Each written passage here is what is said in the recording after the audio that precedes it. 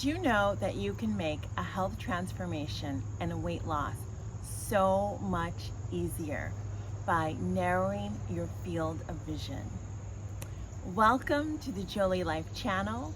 Here we talk about everything related to health, wellness, and well-being.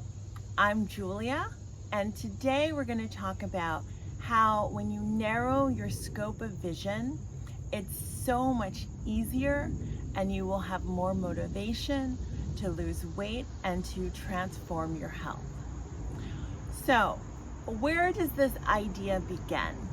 It begins by studies on elite athletes, marathon runners, elite swimmers, and the question the researchers had was, what does their brain do? How do you manage a 26-mile race? And what they found is that elite runners don't think about 26 miles. They don't think about the finish line way in the distance. Instead, they set smaller goals, like, I need to catch up and pass the man in the orange shorts in front of me. And by narrowing this field of focus, they are faster and more competitive than their peers.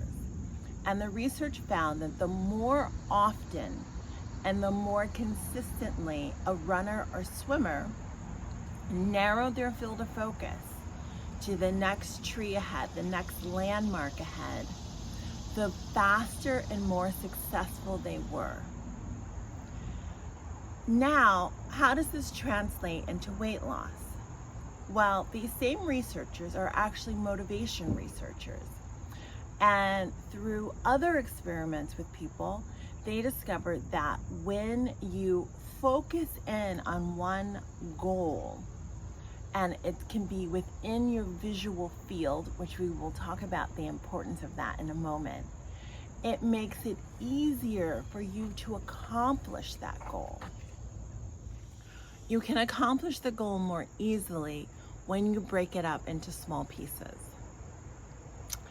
Now, before we discuss what pieces to break it up into, we're going to talk about vision and why it's important that when we talk about narrowing scope, we're not just talking about breaking up a goal into bite-sized pieces. We are talking about closing in our visual field.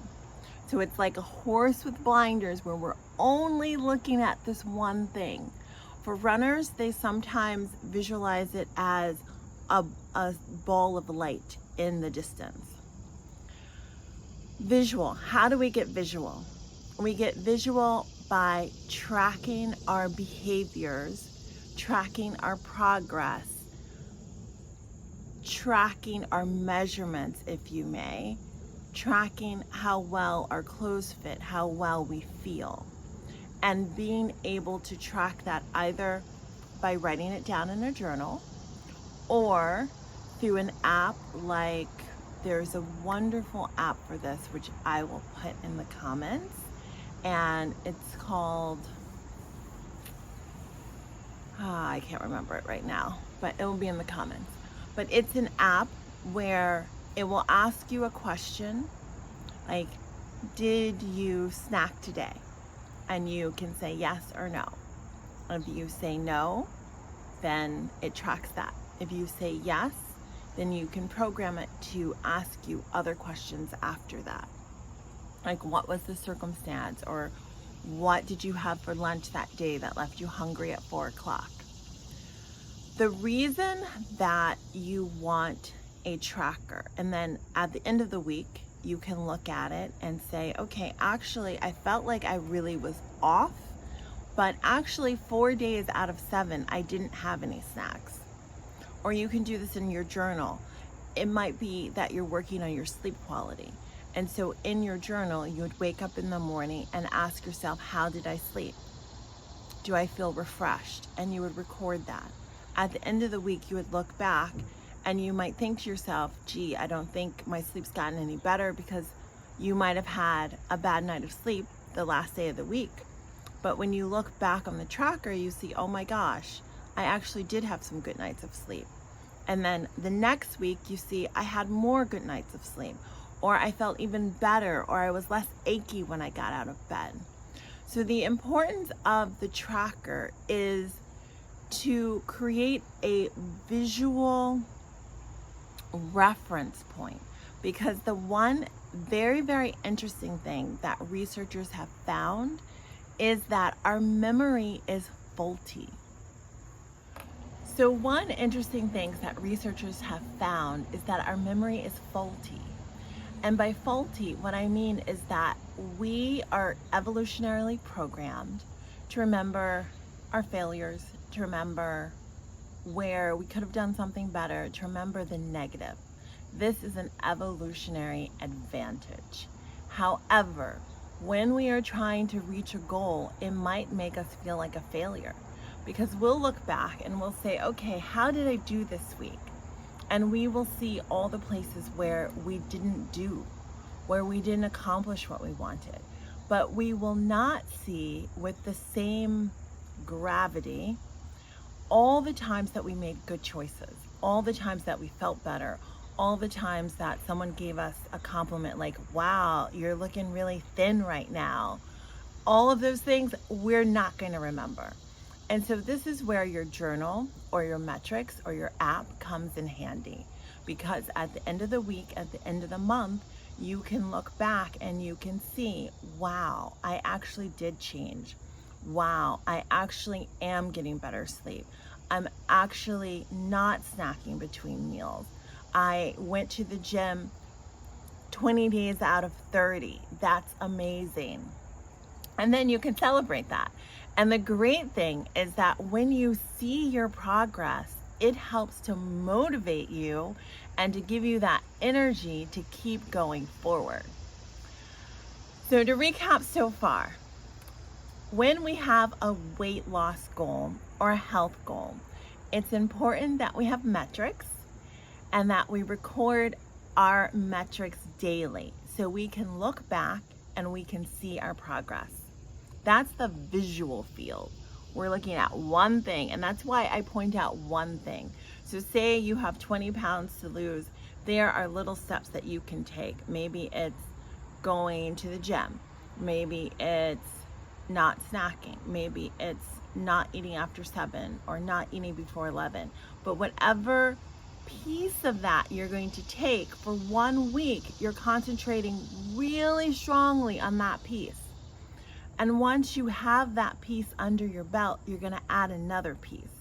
And when we look back on your record, we're going to see, wow, such transformation. This is amazing. And then we can keep going.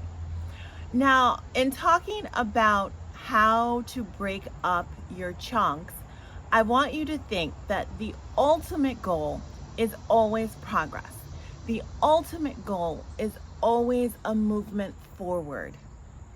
So to think less about, okay, I want to get off diabetes medication by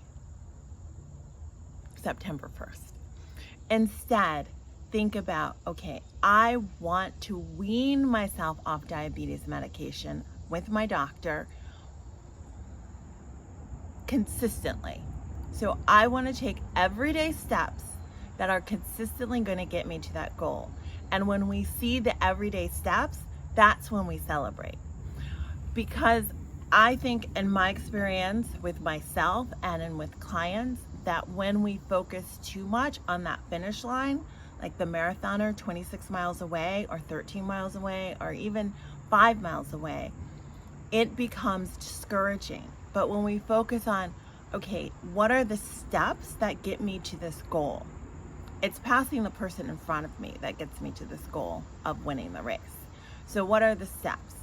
So recently, my goal was to fit all of my clothes in my closet.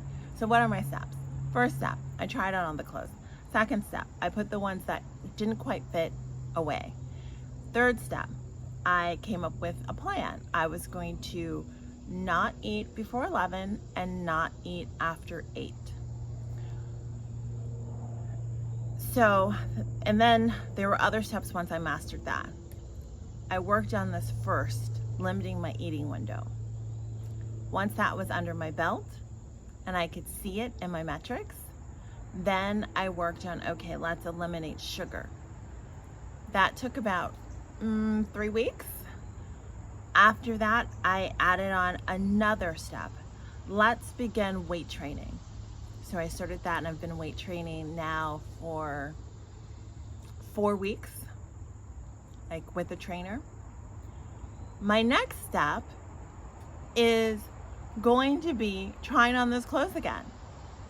And I did sort of a little sneak this morning, and half of them fit so much better, like so much better. There are probably like 5 to 7 pieces that really need a little bit of help, which hopefully over the next couple of weeks that will happen. So that's a way of like slowly getting myself to a goal. And this can be a huge goal. It can be, I want to lose 100 pounds. It could be a small goal. Like, I want to feel energized every day when I wake up, which actually can be kind of a really big goal. So how do we take this and apply this? I want you to think about a goal that you have, and it can be health related, but actually this works with many different goals. Like, it might be, I have a linguistic goal that I want to be fluent with French. So my small visual field is I'm going to practice French every day for 10 minutes. And now I can keep track of, did I do it for 10 minutes? And it's a yes or a no. And I know that if I do this on a consistent basis, that in 3 months, in 6 months, in 9 months, in 12 months, my French will be better then than it is now. And again, this is what we're looking for, forward progress. So you have a goal, you want to get closer to the goal 3 months from now, or accomplish the goal, then you are at this very moment. So how do you ensure your success? You start by narrowing your visual field to the first part of that goal, or the first step that is part of accomplishing that goal. Write this down. What is it? And then you're going to choose, what is my daily metric? And preferably this is a yes or no. Did I do it? Did I not do it? After the yes or no, how did I feel? And then you're going to write down a time that you're going to keep this particular metric. It might be 2 weeks, it might be 3 months. And then write down the next step. So when you see that you have accomplished that goal, when you see you have mastered that, you've made whatever that new activity, that new action, a habit, then you get to move on to the second one. It's just like when you pass the runner that you had put in your visual field, then you choose a new one. And if you keep doing this, you will find that you are always going forward. And more than anything, I really want to stress, the goal here is not speed. The goal here is to always get better, to always move forward in the trajectory. So there are, of course, little ups and downs, but this is your trajectory. I can see myself getting better. I can see myself moving forward. So that's it for today. And if you love what you have experienced, please subscribe to this channel. Please also leave comments. I would love to know what your experience is, what your thoughts are, any questions that you have. And thank you, and see you again.